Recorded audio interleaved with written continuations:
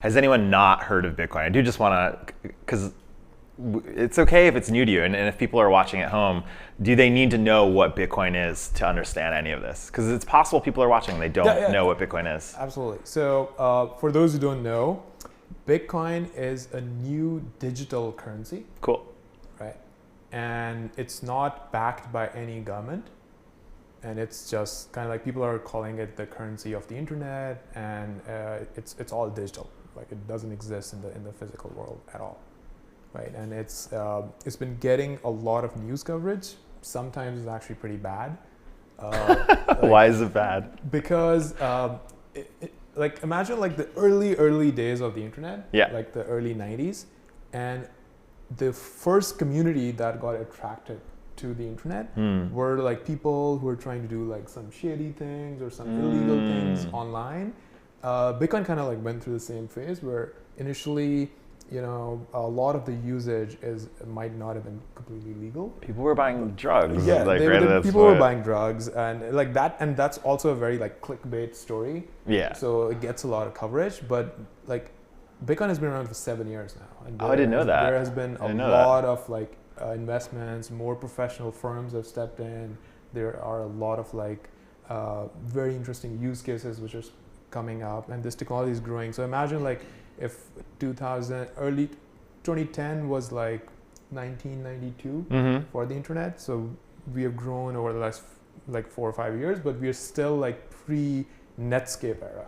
There's no like browser for this technology where you can like just go and use it. But let's come back to this question of like why would you have a new currency? Like what's wrong with the world right now? Like everyone is, you know, we have cash, we have bank accounts, we have credit cards, the world seems to work just fine.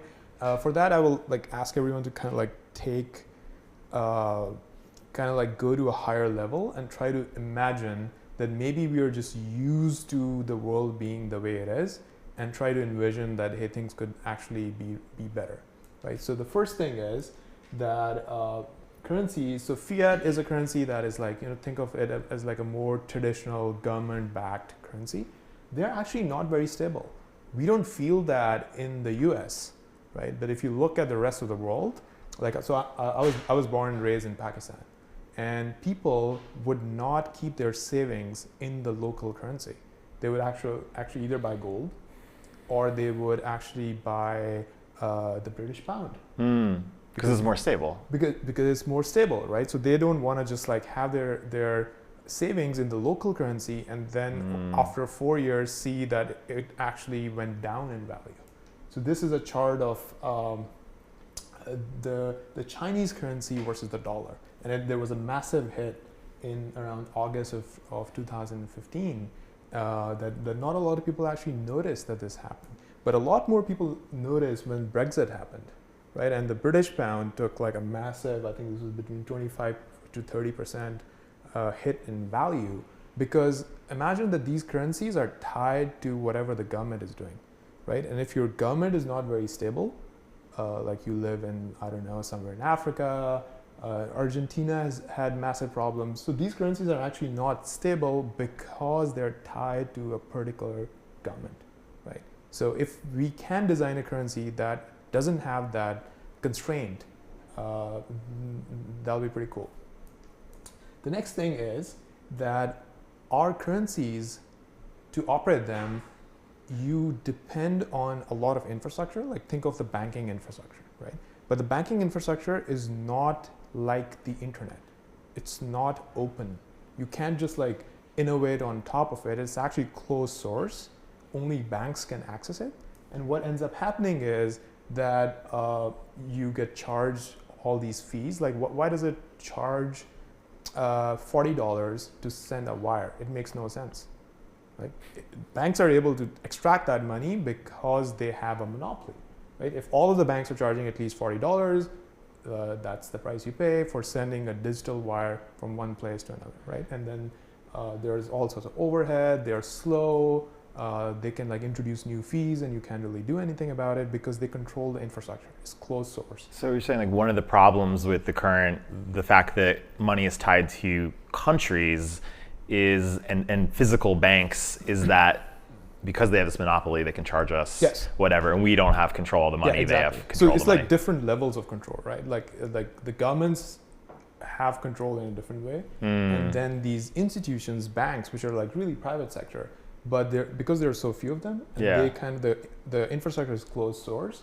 A good analogy is like the way I think about it is if you go back to the 90s again, it's kind of like the Linux versus Windows. Oh yeah. Because Windows was you had to pay a license. It was closed source. People can't just edit it, make any changes. And then Linux came along, and again, initially it was clunky, and only like these nerdy developers were working with it. But if you look at the market for data centers or servers, Linux is by far the winner. Right? It's the more stable operating system. Now it is. It's completely taken over. But it was really radical to think that this free open source. Unthinkable that this free open source thing that any developer can basically hack on would actually take over the product from the biggest company out there, Microsoft. Awesome. Right? But it happened because open sourcing things actually enables innovation. So the point here really is that right now, the rate of innovation in this industry is actually being slowed down because of closed source infrastructure that banks are sitting on. Right? That's awesome. And another interesting thing is the current payment methods are not very friendly towards your privacy. Like everyone has seen these online forms where you have to enter your credit card information, your name, where do you live, before you can actually make a payment. And there is no equivalent of cash online that I can just like give you like a $5 bill and without any information on like here's my number and here's my street address, and we can actually do something about this as well. So I think to summarize, basically our system right now is not very simple, and users don't have a lot of control. By that what I mean is that you can't really put a lot of cash under your bed. I mean, people do. They go and like some people go and buy gold or like fill up their mattresses, right? Because they don't trust the banks. Like, but that's not the norm, right? And because it's like physically hard to manage all of your cash, right? And then you have to put it in banks, but now you're really dependent on the services that the bank is providing. And it's not just the banks, it's also the payment processor. So if you look at PayPal, if you're a merchant and you use PayPal for accepting payments and PayPal shuts down your account, suddenly your business is in trouble, right? And it happens to a lot of people, especially outside of the US, where PayPal would suddenly just shut down your account and you're like, okay, what do I do now? My website is going down. I can't accept payments anymore, right? So, and the other layer of dependence is like eventually you're tied to countries and governments.